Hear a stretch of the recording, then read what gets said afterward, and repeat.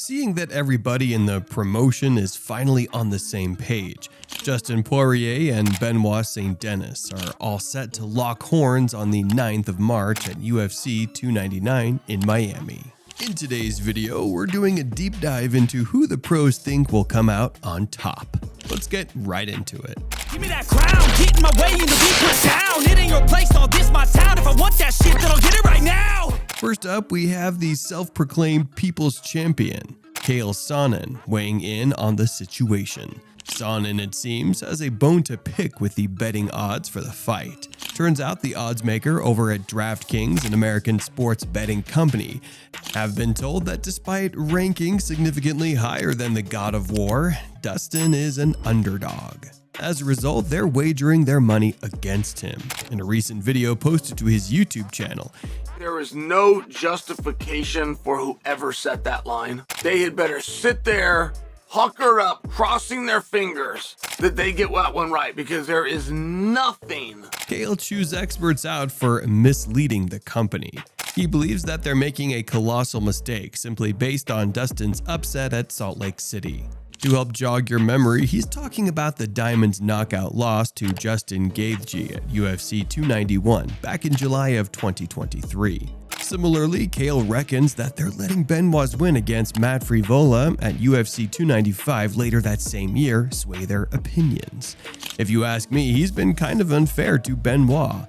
Let's not forget he's finished 5 guys in a row and ranks 12 in the lightweight division. Now, unlike Sonnen, Joe Rogan seems to have a much better opinion of the Frenchman, dubbing him the French version of the Navy SEALs on his podcast. Rogan deems he's a great striker and is going to make a name off Poirier and climb into the top 5. Those of you who think Rogan's overdoing it, take a look at how far St. Denis has come in the 4 years since his debut in 2021.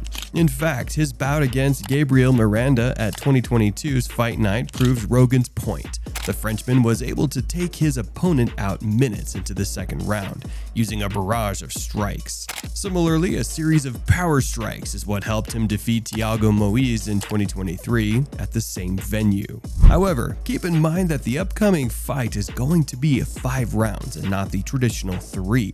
During his recent appearances on the MMA Hour with Ariel Helwani, the Diamond weighed in on why this format is in his favor. Poirier believes that longer fights give more seasoned fighters an upper hand, especially in terms of allowing their full experience to emerge. To add to that, he thinks this format will give plenty of time to identify a chink in the God of War's armor. Now, keep in mind that Benoit, as opposed to Poirier, has only fought in the traditional format. As a matter of fact, he's only been on the scoreboard once during his UFC debut loss to Elizeu Zaleski dos Santos up at welterweight. I don't know about you, but I'm starting to think the Diamond may have a point. Former MMA artist Dan Hardy, in fact, was also all praises for the interim lightweight champ on his podcast, Full Reptile. Reminiscing about one of his bouts against McGregor, Hardy explained how back in the day, once Dustin eased into the fight, his close-range style could be lethal for his opponents. He also appreciated the fighter's ability to wear his opponents down despite sustaining damage himself. As for Benoit, Dan thinks his excitement to take on someone of Dustin's stature is going to get the worst of him, allowing Poirier to play smart and perhaps even win.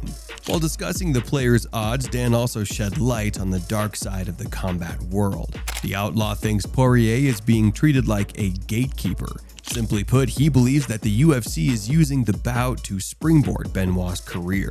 Aside from Dan, Josh Thompson, another fighter-turned-podcaster, also gave his 2 cents about the fight. As you guys might remember, there was a lot of confusion surrounding it back when Poirier pulled out due to contractual issues. Following his withdrawal, debates erupted among fans about how it was common practice for the UFC to announce unsigned fights.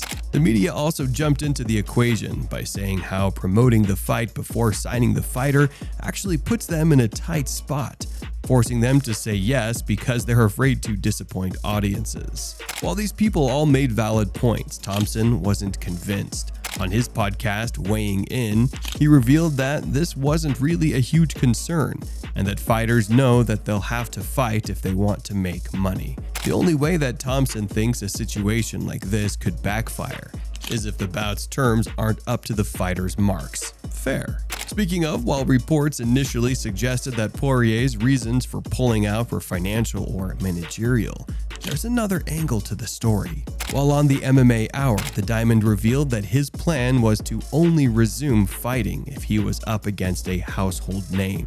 If not that, he wanted the fight to be meaningful in some other ways. He explained, and I quote, "In my head, I was kind of like, maybe a legacy fight, maybe an RDA, maybe another former champion, I don't know, just something." However, seeing that he got his desired 5 rounds and this fight would help him prove what he calls the dog in him, he agreed to it.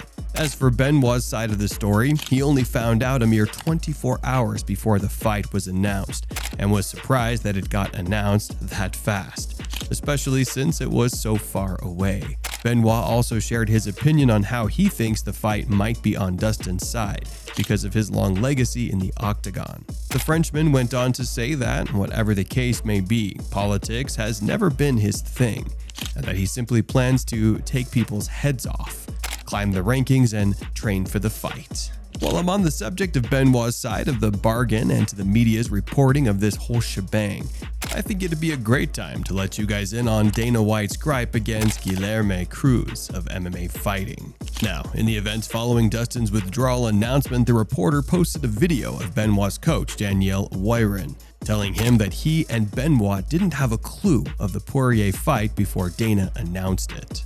Angered, Dana took to his Instagram to prove Cruz wrong. The top boss posted a picture saying that reporters were full of it, and they'll write whatever clickbait to stay ahead of their competitors, leading people to both dislike and distrust them. He followed this up with a text exchange with Benoit, walking him through the details of the event. White then proceeded to call Cruz a scumbag and told him to go F himself. That's classic Dana. That said, this is your reminder to mark your calendars for March 9th.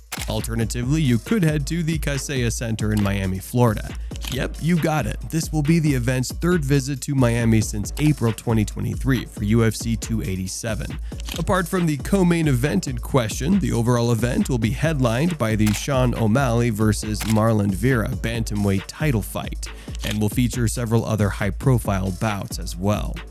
These will include, to name a few, a heavyweight bout between Curtis Blades and Jailton Almeida, as well as a welterweight bout between Ian Gary and Geoff Neal. Before you head on over to buy tickets, however, let me warn you, they're on the pricier side, more so than usual. According to fitness coach Nolan King, while floor seats will cost around $1,750, even the upper-end high seats further away from the cage will go at about $250 each. Yeah, no wonder the fans are furious and calling the whole enterprise criminal. And by the way, these are the base prices before extra fees, platinum seat markup, and resale. Well, I don't know about you, but luckily I've been saving up my kidney for this very event. Just kidding. I'm sure the prices will come down as the hype around the fights dies away. That concludes it. Who do you have your money riding on? Let us know in the comments below. Don't forget to like this video and subscribe for more.